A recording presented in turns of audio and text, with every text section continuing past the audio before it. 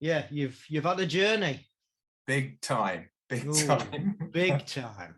Big Yes. Very, yes. So, But, I mean, yeah. It was interesting. Yeah, it was because, when, I thought about writing, just a short account of what happened because, partly because of my love for triathlon.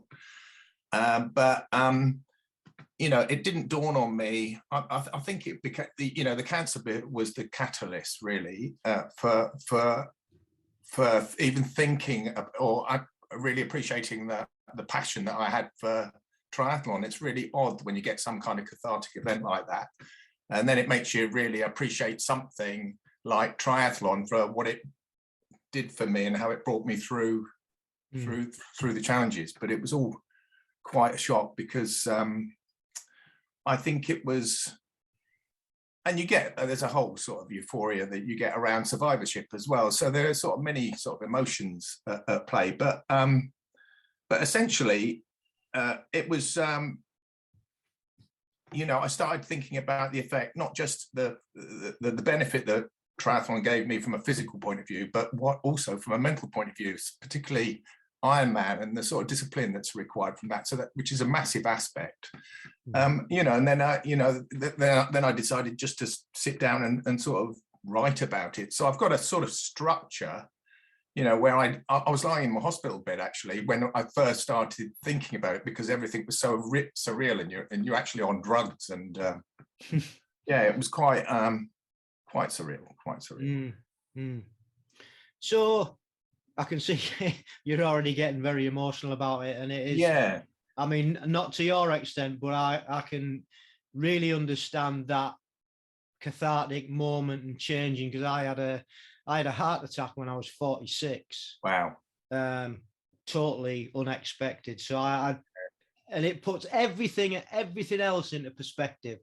And I have changed so much since it happened. And it just gives you go through that almost life. Yeah, life changing, threatening, whatever. It's the threat.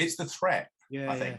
It makes everything. You start with the highest level. Your first reaction is, it puts everything in perspective, because the whole treatment, the process is absolutely brutal. And I never appreciated that, once again, because I felt so fit, and that it was interesting what the surgeon was saying and the doctors were saying. You say, oh, we'll have no problems working on you because the surgery you're clean and there's no fat around your organs. These kinds of things. So, it was weird really, because it's understanding the two things, the physical side, and then there's the mental side and the effect of that. And the first decision, I think, was, am I going to survive? Yeah. And then you take a step down and say, oh, they marked me up for a stoma bag. So one just slightly higher than the other, just because one was going to be permanent, where you can imagine the threat to a multi-sport athlete. You're going to think, oh, is that the end of my very active life? Yeah. So you feel threatened even at that point. So after you've sort of got your head around whether you're going to survive or not, what your percentage chances are, then you start looking at how that's going to affect your life going forward. And it's, career aside, something that you love, like triathlon. And I was thinking, oh my God, and then I had to manage through that. But I've got a fascinating story to tell you about that actual window, actually, from the actual, completing an Ironman through to then going down with stage 3 cancer, and how I worked through that 2 years. That was Martin Hopwood, this episode's guest. And this is the Age Group Multisport podcast with me, Richard Conway. This is a platform for age group multisport athletes to showcase their journeys.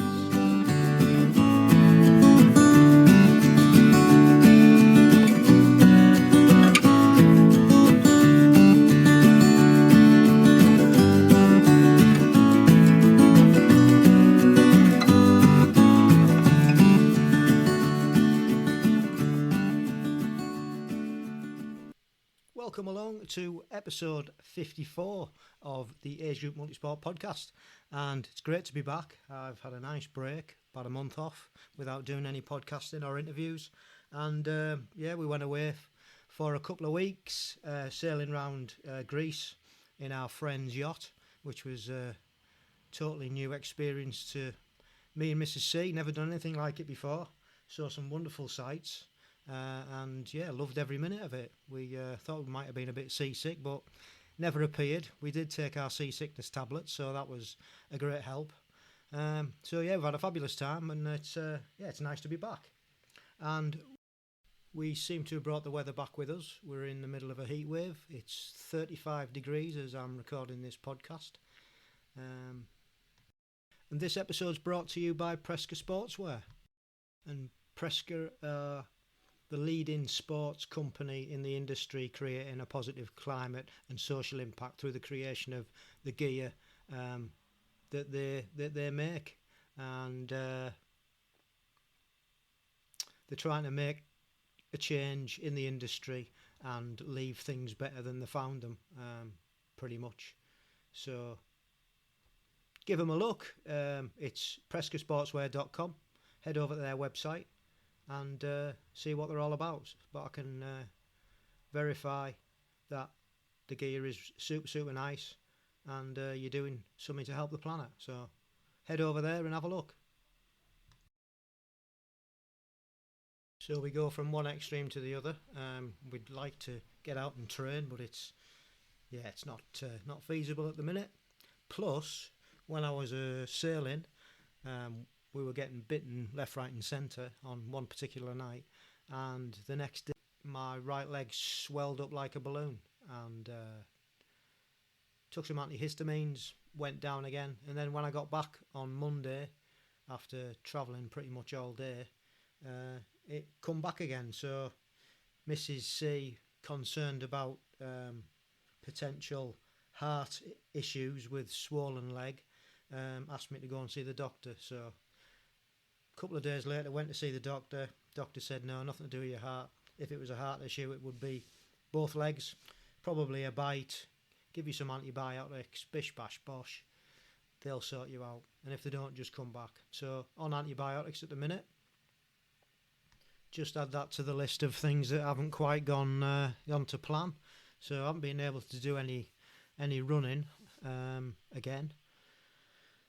So this will be 3 weeks without doing any running, and hopefully the knee will go down and we'll get back to it, and we'll get on the bike this week. Already been swimming, went open water swimming at the weekend because it was just too nice not to. So yeah, that was pretty nice. So all in all, it's just one thing after another, but we carry on regardless. Been watching a bit of the Tour de France since I got back. Missed the first week. I watched all the second week, and coming into the third week now. Very interesting if you like your cycling, like I do. Some great racing. The British boys are doing well. Geraint Thomas is third place overall, and Tom Pidcock won Alpe d'Huez, so yeah, doing really well. Also watching the World Championships Athletics, that's on at the moment.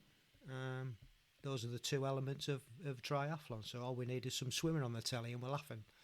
But yeah, the athletics are good, trying to catch up each day because it's in America and they're behind us. So, but yeah, managing to see some of that, so that's nice. And caught up on the Hamburg Triathlon that was a couple of weekends ago, where Beth Potter did quite well. Yeah, so all in all, sporting watching is going quite well as usual. And just started another book when I was away, and it's called Running with the Kenyans, and it's by an author called, wait for this name, Adharanand Finn. Yeah, and it's quite an old book. He's out in 2013, and he went over to Kenya to try and discover the secret to the fastest people on earth. And it's just his journey over there and trying to get faster and see how they do it, and it culminates in him doing a marathon over there. So yeah, it's a good read, good story, very entertaining. So thank you to my youngest son for passing that one on to me, and yeah, nearly finished it, so not sure what I'm going to read next, but that's pretty cool. I think that's about it since I got back. I've only been back a week, so feel quite a bit. Got back, yeah. So we've packed quite a bit in there. So right on with this episode, and I hope you enjoy it. He's a lovely man, and he's been through a lot, and yeah, let me enjoy his story. I'll see you on the other side. But yeah, so if you want to start by, like I say, just tell everybody, just introduce yourself, where you're from, and yeah, just a little bit about your sporting background growing up, and then just crack on. Yeah. Okay. Well, yeah, my name's Martin Hopwood. I'm married with 2 children. I live in Camberley in Surrey. I'm passionate about triathlon, and I've competed with the GB age group team at various venues across the globe. So London, Geneva. My first major race was in Beijing internationally, which was absolutely fantastic. Wow. Yeah, and so there are other venues, including Geneva, and I did a long distance. I qualified for an Ironman, which is something that I always wanted to achieve. That was in 2015. So I competed at the European. They were European Championships, but at that level. And because of the nature of the sport, you don't get that many people coming from overseas. So, but it was just nice to sort of become part of the teams. And they used my half Ironman qualification times to, as a qualifier to get into the team. So, and that was in 2015 when I actually competed down in Weymouth, which was, the sort of segue into my illness, because I was working for a bank at the time, traveling around the world. So we'd just gone through the crisis, the banking crisis 2008, and it was after that I got into my triathlon. But there was a whole window after that whilst I was working with the bank, where I was traveling around the world selling off parts of what we called the bad bank. There was the good bank and the bad bank, and they were all in the hotspots. So it was places like Cairo, where we'd had the Arab Spring, and all the troubles that were there. That was around 2011. Then in Athens, we were sort of selling parts of the consumer bank there, down in Pakistan and various other places. So, it's a fascinating time for me. And I was trying to, on top of that, I was using the time I had when I was traveling. I'd be running around the streets of Athens every morning like a crazy Englishman, really nice. Mad, and thinking in the hot weather, and they're thinking, who are you? But it's strange, really, because you get, with triathlon, multi-sport, you get so familiar with the locality and you get closer to the people. So, I was forever grateful, for that, rather than being caught up in the corporate world and dining out in places that were all look the same, frankly. The hotels, international hotels, all the same. So it was lovely just to get in a lake or get in a sea and just do all those lovely things, cycle. But a lot of it was confined to the hotels and things like that. So that, in terms of background, like I say, I was working in banking then, but that helped me actually, because I did get the opportunity to fly around, see other countries as well. But it also opened the world up for me. Eventually I got over to San Francisco and did the escape from Alcatraz as well. Yeah, I saw that in your email, and that's on my bucket list, actually. It's one of the ones I really like to do. It's wonderful. I didn't realize until my wife pointed out that you've actually there's a massive waiting list, and it's not as simple as just applying. Yeah. Well, actually, I think if you try, there's a lottery. And I think what you might find is that there's a bias towards overseas applicants. I'm not sure whether that's a deliberate sort of American type thing, because, it just gives the event kudos when, there's a lot of foreign participants. So I think the chances are good. And it was my wife that said to me after because I'd had stage 3 cancer but the lower colorectal cancer. And she said to me, Martin, you should do it, because it will just sort of underline or, put a stop, a full stop on that part of my life. In actual fact, it didn't, because of the mental effects. But from a physical point of view, it was. And so I signed up for it, and I got it virtually straight away. And so that, and then you lock on as you do. You know, once you get a target, that's another beautiful aspect of multi-sport, is that when you get a goal, then you set on that goal, and then you work to, and nothing gets in your way, really. So I love that. I love that city. I love cycling around there, cycling over the bridge into the parks, and it's just. It's wonderful. And the swim's fantastic. And it's not. I don't believe it's as tough as they make out, but I really don't. I think if you can catch it right and you do your homework, you get swept across the bay, even though it's cold. And they'll tell you there are sharks and there's all sorts of dangers, and the currents are that strong. If they don't catch that at the right time, you'll get swept away. And I consider myself a strong swimmer, but I did miscalculate slightly, and I ended up getting dragged past the exit point. So, and I had to swing which cost me time, sadly. Because once again, I'm always looking for the best. You know, you're trying to compete all the time. So but brilliant. Yeah, I'd recommend it. You got to do it. Well, it's on the bucket list, like I say. So that was it was quite nice to see that you'd done it. So that was after I'd had cancer, so which was a nice story as well, because it was nice just to get back, but I ran into some other things like knee osteoarthritis as well. So well, not to jump ahead then, let's just go back into how you got into how I got into it. Well, we haven't really discussed about what you did as a kid growing up either, you know what I mean? What sort of sporting history did you have? No, very you know, how can I describe it? You know, I was brought up like my dad. My parents were smokers. My dad liked to drink a pint. You know, classically, really, you know, it's a sort of 60s. You know, I was born in 1957. I'm 65 now. So so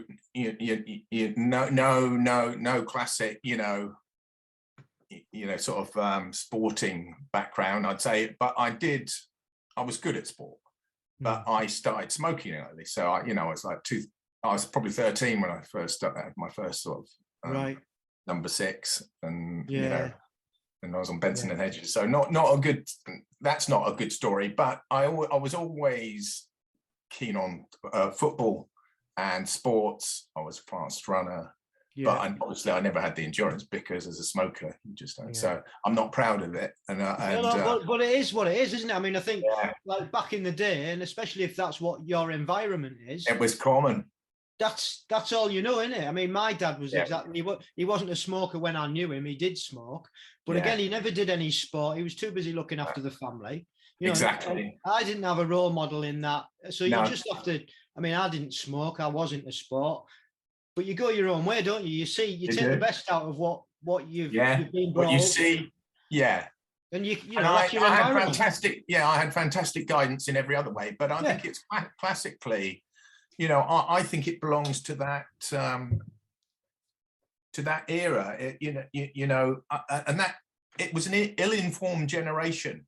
So we're lucky now because we've got so much more in this information age and all this, artificial intelligence, that you can get as much information as we like. And even in these, these specialist areas, you can go to the nth degree now. Whereas in those days, you didn't even know, you wouldn't even know what triathlon was or multisport was. You know, it's crazy. So you were too busy trying to earn a living to actually. Yeah, true. Very much. Very much. You had that environment, that family environment that you had to look after that first. And it wasn't easy. I think, to your point, that's a great point, because I think I didn't get married until late, but when I did have children, the whole emphasis changes. And I think that was the real key to me discovering my health and sport again, because I took you're focusing on the children and you want to be a role model and set the example. And I think, we would take them swimming. My wife encouraged them to swim at a very early age. So I'd be listening to the coaches,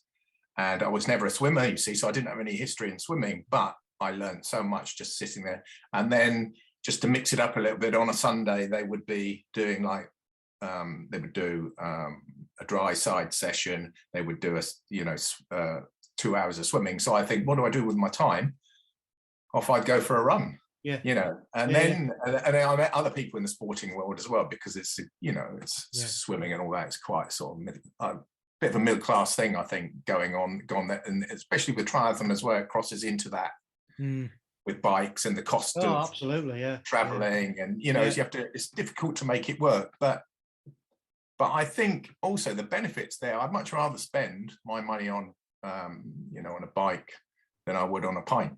So there's a balance to be had. It's choices, isn't it? It's very expensive. Yeah, it's all about choices, though, as in life. Yeah. It's what you choose to spend your money on. People would think you're mad spending your money on a bike that's worth more than a car. Exactly. They don't get it. They don't understand it, but that's fine. They don't need to. But I worked out, and here's for anybody, listening. I just sat down with my wife and I said, how much do we spend on cigarettes? This was some years ago. Many years ago now, but I think we could have almost bought a car every year, but a basic car, basic second-hand car. It was like something like £4,000. Oh yeah, it was ridiculous. And God, heaven knows now with the price of £12 for a packet of cigarettes, isn't it? I don't know, but I don't know how people do it. How do you do that every day? And I was smoking 20 a day. So yeah. So you didn't have much of a formal, like sporting childhood history. So that then asks the question: how did you then? What was the steps, the procedure that you got into triathlon then?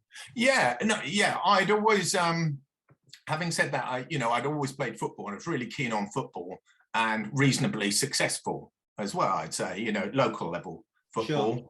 And I thoroughly enjoyed that, and I always thought that was important to balance up. So I would just use, the gymnasiums that were becoming, and health clubs that it was a boom time back in the the sort of 70s, 80s, and so I think it was on the back of that. Really, it was a bit of a social thing, and it was at when I was working. For Citibank, that I met a director there, and he told me that he'd taken part in the London Triathlon. Okay. And I'd seen it. It was actually on TV at the time. BBC put some footage out of it, and I looked at it. I was absolutely gobsmacked by the achievement of these individuals, and I didn't even think it was possible. The notion, and this was just a sprint distance, the notion of being able to, swim, then cycle 20k, and so I did my first triathlon. That was that would have been at 2007, right? And I would have been just turning 50 at that point. So right. I may have trained for a year prior to that, because I always organize myself and do these things correctly. So, but I remember being stunned by the speed at which people were passing me on the bike. and the swim, it was just a fight. It was, they say washing machine, and it really was. And when you're a poor swimmer, which, at that point I was, then you struggle and you're in amongst it, you get swum over a few times. So. Absolutely. The sensible money either stays at the back or at the side. Yeah, but I never did. I always went to the front and got swam over. I remember getting pushed down time and time again, coming up for air. And then watching them all go by, thinking, oh no, maybe I'll get out wide. Eventually the penny drops. Cool. So that's essentially how I got into it. And then once I crossed that finish line in London, then I realized just how technical, the sport was, and how much opportunity there was to do better. And, and I love challenges like that. So I just thought, right, I'm going away and I'm going to work on this. And I hadn't even thought about qualifying, for... You wouldn't have known. I didn't even understand the system. You didn't know about qualifying at that point. Didn't even know. No. Because now it's quite a common thing. But it is. You still have to be in the know, don't you?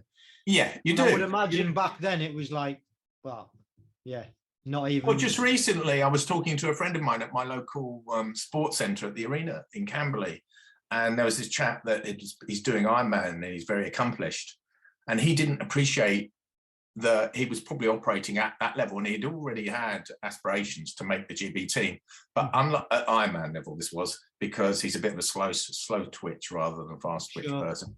And he said, you know, he was saying to me, Martin, I couldn't live with you at the standard distance. But when I listened to his times, the longer distances, I said, believe it or not, you'll probably already make the team, you know. And he's doing, I'm at half Iron Venice this September, and then he's going out to Lanzarote in May. Tough one. Next year. Yeah. So hopefully, Lanzarote.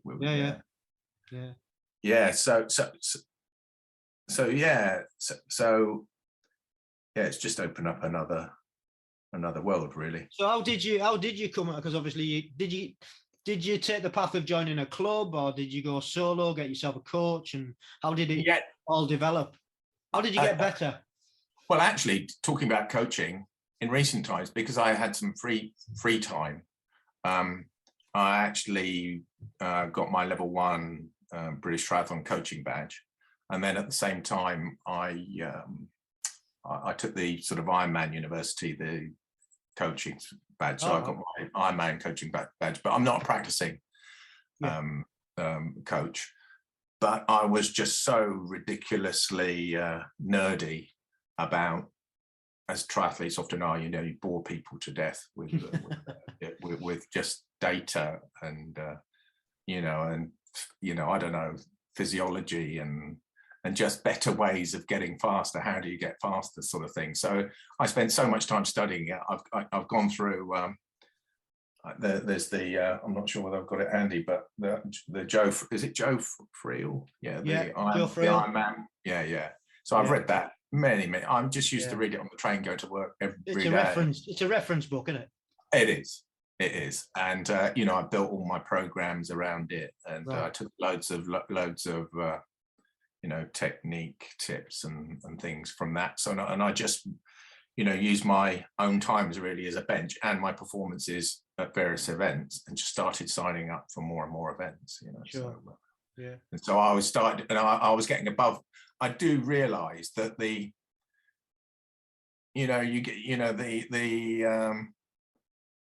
adrenaline rush that you get from racing, for me, is just phenomenal. And it just acted as a surrogate for when I gave up smoking. I didn't give up smoking until the year 2000, which was madness, really.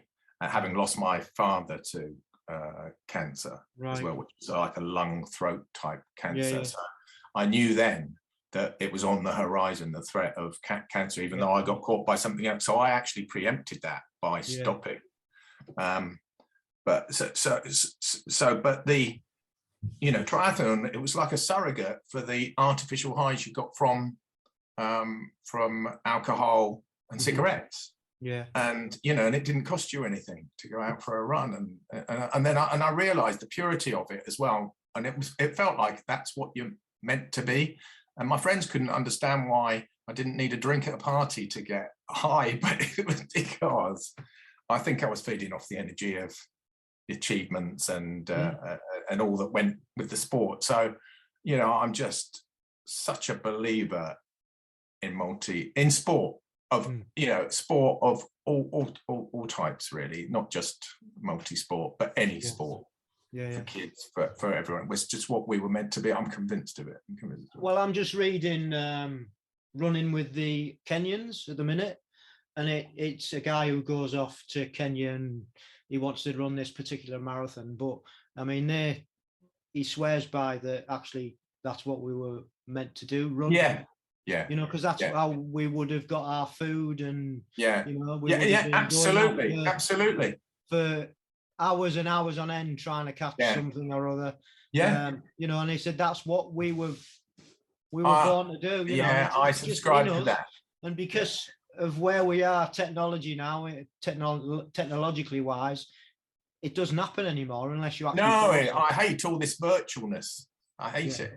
And thankfully, my children understand it now, that they do understand, the virtues of, of sport and how damaging, the world can be as it is now. So it's a balancing act. It's really tough. It is a It's tough balance. on everyone.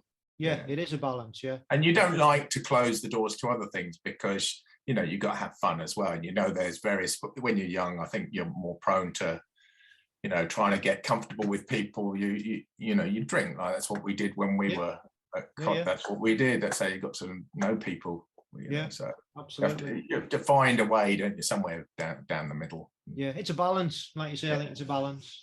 So you're pretty much self-coached, and you've got your qualifications. Yeah, I've signed up with I'm with Farnham Triathlon Club, but all right, okay, it's a little way away. I mean, there are a couple of clubs around here as well. But so I got involved with them a couple of years back. But with my illness and everything, I've been trying to focus on other aspects because when I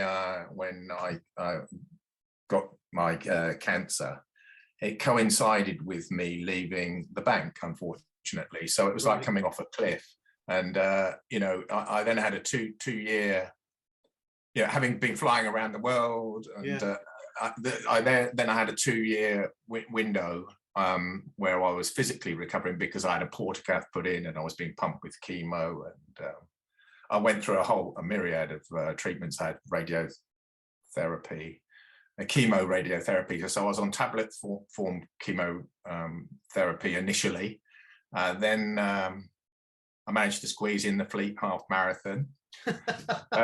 As you do. As you do. After that, I'm sorry, doctor, I can't come and get me chemotherapy this week. I'm just off doing a marathon. Is that all right? Yeah, I did the Fleet half marathon, and I did it in 1 hour 28. Really, really proud. That was on, but I was on tablets at that point, and your hands start to crack up and things. But at that point I'd locked on, like using this, like I thought a 2-year cycle of treatment was, in the scheme of things, when I look at what we do for like an Ironman and your program, I just thought that's just another Ironman challenge. So you just tell me what the milestones are. We're going to periodize the train, the events and that, and so I was determined to carry on. I was spinning down at the arena so that I could keep the cycling strength going. And they said, no, your backside will get too sore from the radiotherapy because they just blast it through the back into the prostate area essentially. Yeah. And but I managed to stick it out, and I did the Shropshire Ellesmere Triathlon in that would be June, just before the operation, because I was then going to have an operation to remove it. They tried to reduce it to a cinder, but I got a 5th place in so a roll down place. You needed a top 4 to make the GB team, so I was really chuffed that I did that. And so that was another milestone, and I was trying to beat everything. Like even the surgeon, he gave me these tests. He was giving me these cardio tests and respiratory tests and whatever. And I was just determined to try and beat, every one of those tests, so which really helped me get through the whole process. And then, just it all gets a little bit confusing with the cancer and your sport, because you're still locking onto the sport. But what I didn't realize was that the gap after I then had the operation, then I had to have a bag for 9 months whilst they fed the chemo in and everything, and then everything stopped. So you couldn't run. No, I managed to, I think, run. I can't remember, 4 or 5 months after I'd had the operation, and they had a special bag made for me so I could swim, because the risk of infection. And you had the risk of once you're on chemo, there's the risk of getting sepsis as well. So you're not allowed to. And I got it 3 times actually. So I had to go into A&E, on an emergency basis 3 times, which was pretty scary. But I think it's partly because I was challenging and pushing the envelope all the time, trying to get back sooner than I should. But I think that's just internally. I mean, that's helped you through the period, hasn't it? You know what I mean? Oh yeah, yeah. That you needed that to get you through it, regardless of the consequences. You wouldn't have done it any other way, would you? By the sounds of it. No. So but, yeah. No, I was going to say, I was just going back because we've gone on to the illness. We can either carry on with that, but I was just intrigued. I was just intrigued in how you got into age group then, because you've said that you got into age group. How did you find out about it? And two, well, I you look at your results and then you see these online. And I remember it was a the Bowel triathlon that I'd done in the early days. And I was looking at the results, and they had these league tables, and I realised that I was appearing quite high, for my, well, not for, I don't think they even age grouped then. It was just a long list, spreadsheet probably or something like that. And I think it was around something on the websites around the results, which said, oh, you can look at these results. And then they had, there's a reference to qualification or something. And so it was only through being inquisitive, really. Somebody may have mentioned, oh, did you know? That there's quite a healthy, sort of age group thing going on in triathlon, which was a wonderful thing because it was a lovely thing to chase. And, it sort of captures the imagination, doesn't it? There's no other sport like it, is there? It does. It gives you the ability to represent your country. Like that. And then there's a whole community opens up. So it was on the back of that, really. There was nothing glaringly obviously. I just realized that, I just started going for these places and then realized, well, if I could do that. And then I think it was joining because I think the race licenses, they were all BTF managed. So you needed to be a BTF member or pay a fee on the race day. Sure. So you look into it there, and I think maybe there was a crossover there with then they were talking about the age group setup, and then I got within your category, you get to know a lot of the names nationally because they're the ones that are going to turn up and compete. But I think it's one wonderfully supportive sport. It is more team-like than most of the team sports that I've participated in. I think it's quite selfless and everybody wants to help. It's a lovely thing, and you see it now at the top level, don't you? When even today, and you see Alex Yee and the New Zealand guy, but they're wild. Yeah, and they're sort of, you can see they're genuinely supportive of one another, and the girls I think have been wonderful for the sport as well. It's great to watch. It is. It really is. So yeah, I've got truly sort of consumed by it really as a sport for so many different reasons. It's it all comes together, and people will never understand because thankfully it's the technological age, I think, that allows us to connect. But how many triathletes do you know in your your village or your town, or it's not easy to come together, and I think you don't appreciate where you are as well. I think you're up there. You're up there without realizing it. You bang on. I think it depends on where you are. I live in a little market town in Lincolnshire, and there's 2 clubs in the town. So I know quite a lot of triathletes within the community, and I'm in a club myself, and it's fantastic. But you're just part of you're nothing special. You're just part of the gang, and it's you've got pride for what you've achieved and what you've done. But it's you're not the big I am or anything like that. It's very humble. And they tend to be modest people. We all like to win, and you need that drive and passion. But I think generally speaking, I love triathletes. I love triathletes and their mentality and everything. Yeah. So, what was your first venture into qualifying for age group then? Well, I'm guessing I'm trying to remember what event may have got me into it, but it was probably one of the Eton sprints or something like that, because they had a big presence early days. Human Race, they were big, but now there are many more organisers now that are involved in it. So it would have been around then. So if I did my first triathlon in 2007, by 2011 I had my first you know, I'd qualified and 2000, so I would have qualified 2010 for the 2011 season. Sure. And that happened to be World Championships Beijing, you know, which was a difficult one.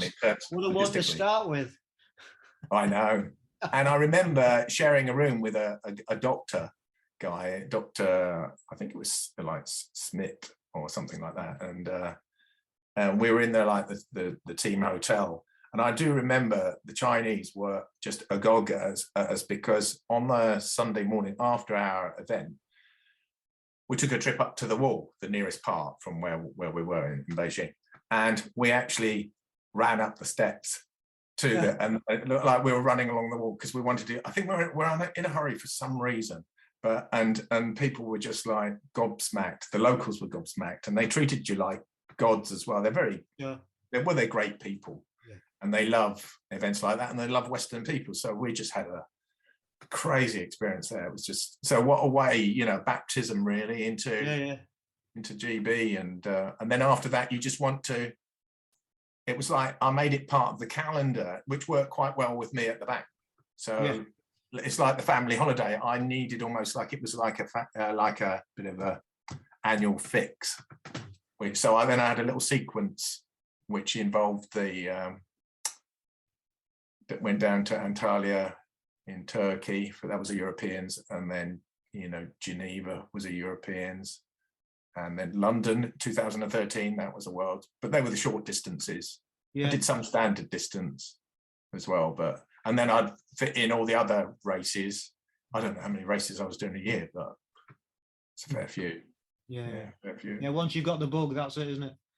Yeah, you have to balance it up then and not, you know, not let it get in the family's way, really. So it's a real balancing act. But you know, generally I'm a home bird anyway. Yeah. So I think that works. It worked quite well. And on holiday, that was just fantastic because, you know, if they're all lying in, you'd be up with the sun would be up. You know, you might be down in Menorca, and I'll be running around the fields and you know, and hills, cycling the hills before they've even. I've got so many daft, crazy stories. I could talk to you all day. Crazy stories when I was in Cyprus. Well, you'll have to come back on for a second episode then. If we can go through them all. That'd be fab. I got lost. I mean, it's amazing, isn't it? How it where it can take you, and you know, just doing this thing that you really enjoy and you love, and it gives you so much back. You got to age group and you've been successful in that, and you're enjoying that. And then how long into that when the illness struck? Yeah, well, the illness struck in 2015. So interestingly, you know, being very health conscious, you know, particularly since, you know, I started triathlon, I used to, you know, I used to just delight in going to the, you know, I had a corporate, you know, we had health checks just to make sure that you're fit and well for, you know, for work and whatever. So I used to go every year, and each year I used to try and, you know, sort of outdo the previous year because they give you a bike test and various other things. So it was in 2015. Funny enough, I had they did the checks. They did checks for cancer they did tests for prostate actually, which is a common one for guys. And they did the test, and the prostate was just anterior to where my tumor was. But I had a tumor was just 5 centimeters from the anal verge. So it was just that, you know, that far, which was pretty scary really, but it went undetected. Which was such a shock to me because it, you know, I then went on and I was training intensely for the Ironman and doing some, you know, big distances as the build up, and did a half Iron down in the New Forest early in the year. So everything was good, but I was getting a change in like bowel habit, which is a common one, and I was referred for IBS treatment, funny enough. So I went for IBS, tests, and then I changed my diet, and I was all on board with that because I thought anything that makes you go faster. So I just switched. I thought, yeah, I'm with this, and you just tell me what I've got to eat, and I'll eat it, sort of thing.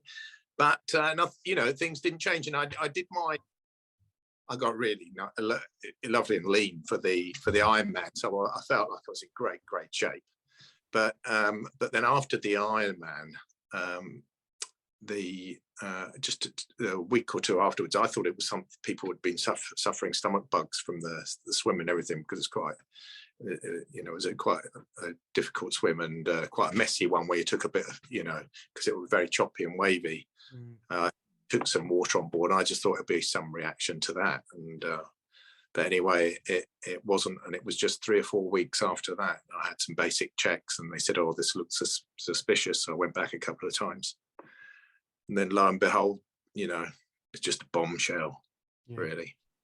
So absolute bombshell. And then try and tell the kid, and then you're wondering whether the first thing you do, you research it a little bit, and you're just wondering what stage it's at, and it had gone. It was stage 3. So because it had been left from this early point, regular checks, if I'd caught it then, we could have probably just cut it out. But the surgeon and the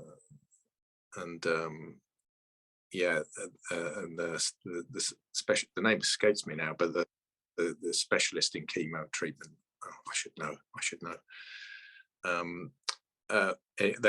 They recommended, a quite complex, treatment. So like tablet form chemo, radiotherapy, operation. And they were hoping that the radiotherapy, we thought it had actually frazzled it, so that there was nothing there. But he said, we can't risk it. He said, if it's gone to a lymph, and I think there was an outlying lymph which he sort of swept up when he did the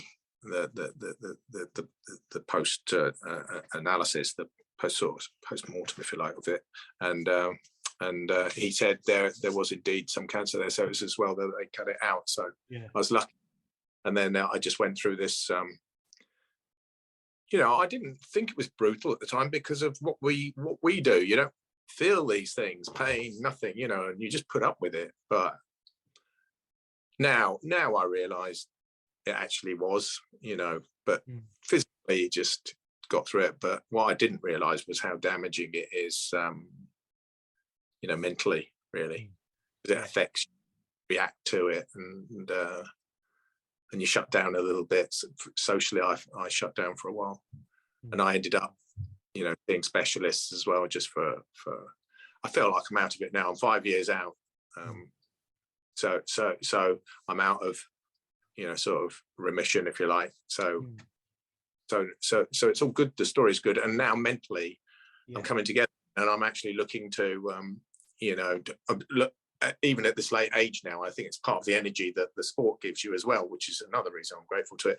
Is now I'm working with a friend of mine who happens. It was another connection. He's a triathlete, runs an accounting practice in Farnham. Great guy, triathlon. So and I just touched base with him, and I said, look, is there anything I can do with you? And now we've just registered a company, and we're starting up it's a business advisory function, hoping that will take off, and I can take what I've learned in this, world, and extend that. Obviously, professionally, I've got, I'm sort of qualified in program management, project management, finance management, that kind of thing. And I was working in M&A in the bank, so. Right.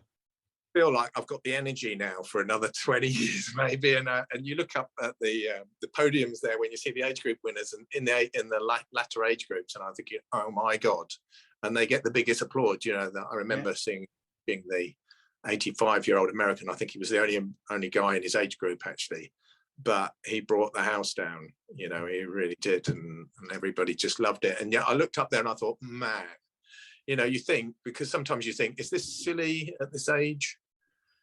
Doing what we do and hanging on as long as you do, and then I think not, especially. I think it becomes a way of life, doesn't it? And it's what we do. I had a guy on from Australia, Alf, who's just raced in Canada at the World Championships. He was on, I can't remember what episode he was on, and he's 80, maybe 3-4 now. He's sponsored by Decathlon, and he's a big deal over there, and he's in his 80s, and it's incredible. That's crazy. Yeah, I mean, have a listen to that for inspiration. I will. What episode was that? I can't remember. Hang on, let me just have a look on my phone. I can't remember. But but that's amazing. Yeah, so anyway, I think especially to there's a lot of youngsters out there, and sometimes you wonder what's right and what's wrong in life, and there's a lot good about this. That's all I can say. Oh, totally agree. So you're out the other side of mentally and physically of your illness, which is fabulous. Yeah. So what does I usually ask this right at the end, but I'm going to ask you now. What's the short-term and long-term goals that you're going to set yourself?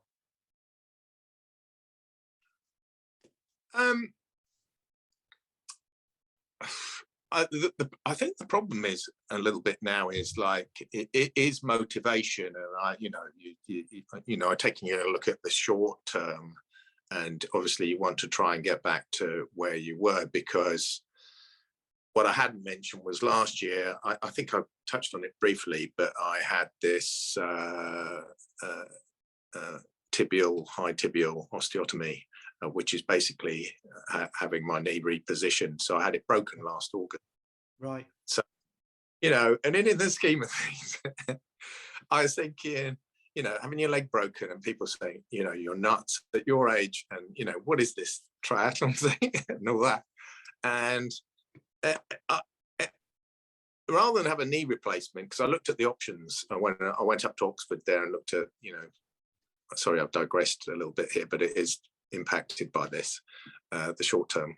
And I looked at the options, and they said, a full knee, partial knee, but it will in fact impact your performance. So and then this guy suggested to me that there is another route. It's an old-fashioned, solution, but just we'll reposition the knee so that the medial compartment of the knee will just shift the pressure point to the center, and you'll get away with it for another 5-10 years. I said, that's all I need, and then I'll work from there.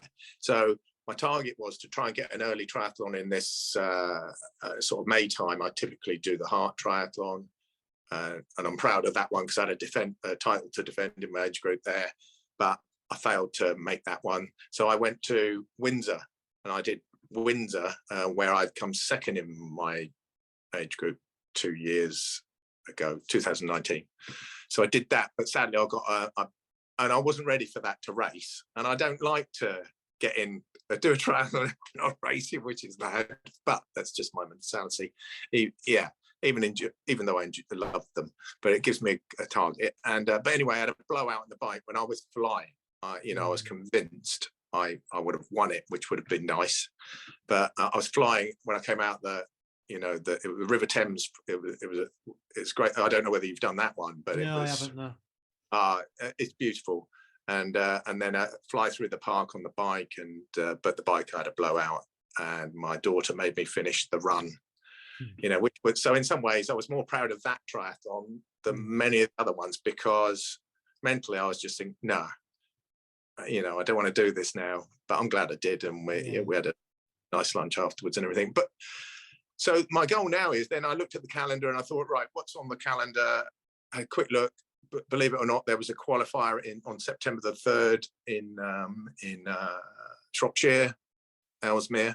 So Shropshire Triathlon, which is a GB World the standard distance qualifier. So I'll do that in the hope that I make this. It's in Pontevedra, I think. The world. So, but I am limited now a bit to.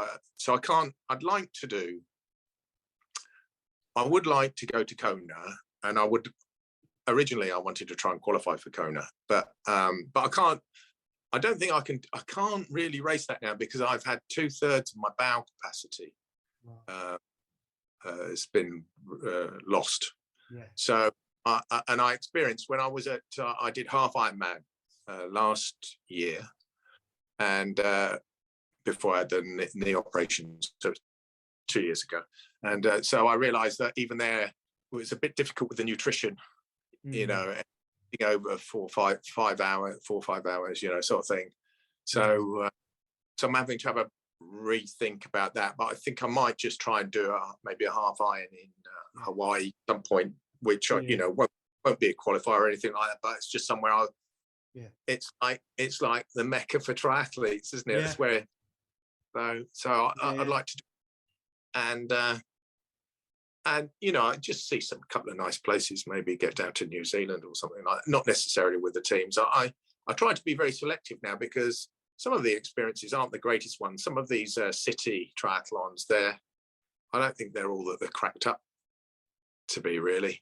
I mean, London's a challenge, you know, just because logistically getting your bike in and out of there, and you know, so I'm a bit more selective now. But no, if I can get my head back, you know, to get in, you know, really competitive again, then. But I do think that's a massive mental challenge in itself. I think motivation is what I tend to suffer with, and I can see some of my peers are, you know, the same. You know, you need to get out on the edge of your, you know, your VO2, don't you? Yeah. The lactate threshold, that kind of stuff, instead of just cruising around like a 65-year-old. Yeah, so. That's it. But you know, you can do what you can do, and I think the main thing is that you keep doing something and that you enjoy it. That's the. Yeah. So, and I'm loving now. I've got the calendar organised, and then I'll think about next year. I'll be able to put in a big winter, you know, so that'll helps you through the winter. And I've been talking to this other guy. You know, I should be able to get some half irons in, and I think really a full iron will be a big deal now. Yeah. Well, good luck with it all. It's been absolutely great to speak to you and to meet you. I think that's a great place to land it. It's been lovely to speak to you and hear your story, and hopefully we can do this again at some point. And it's just lovely. Just what a wonderful sport, the glorious sport of triathlon. That's how I refer to it. It's just I owe it so much, man. Yeah, 100%. Well, you look after yourself, and all I'm right. sure whatever you choose to do, you'll be successful in, because you've got that drive, physically and mentally. You're a strong man, and just good luck. And it's been great to meet you. Thank you, Richard. It's been a pleasure and lovely to meet you. Wow. What people can endure and what they go through. Martin's certainly been through the ringer over the last few years, and gladly he's come out the other side, and he's getting back to whatever normality is. In the middle of that, of course, we had to go through, well, we didn't have to, we did go through a pandemic as well. So he's not only had to go through health problems and recovery, and then he's hit by a pandemic. So yeah, well done, Martin. Incredible, an incredible story, and I'm so glad that you are a survivor and you're back on it. So I'll look out for your results, and hopefully we can meet up in the flesh one day, and put the world to rights. That would be really nice. So that's it for this episode. Thank you ever so much for tuning in on our first one back after the break, and hope you enjoy Martin's story. Give us some feedback. You can leave comments on Apple Podcast and also on Spotify, and leave us a rating. That would be really good if you could do that. You can drop us an email at agegroupmultisportpodcast@gmail.com. You can follow us on Instagram at amp_1967, and if you want, you can drop us a DM on there. You can also follow us on Facebook at ampgb, and again, you can DM us from there if you wish. You can find all of the previous podcasts on our YouTube channel, which is AmpGB, and also on our website, which is agegroupmultisportpodcast.buzzsprout.com. We're also on Twitter at Age Group Multisport Podcast. Yeah, I think that covers it all. So thank you once again for your time. I hope you enjoy this. I hope you have a good few weeks till the next one is out. And don't forget, stay safe, keep training, and love the process.